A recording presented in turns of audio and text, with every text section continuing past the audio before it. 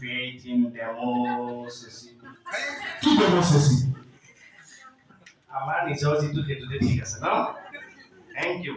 আমি ভাৰতীয় নাগৰিকসকলে গণতন্ত্ৰৰ ওপৰত আস্থা ৰাখি ইয়াৰ দ্বাৰা আমাৰ দেশখনৰ গণতান্ত্ৰিক পৰম্পৰা আৰু মুক্ত স্বচ্ছ তথা শান্তিপূৰ্ণ নিৰ্বাচনৰ মৰ্যাদা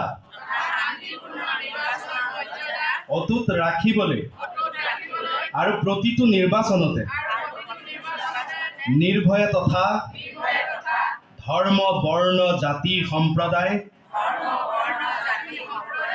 ভাষা বা আন যিকোনো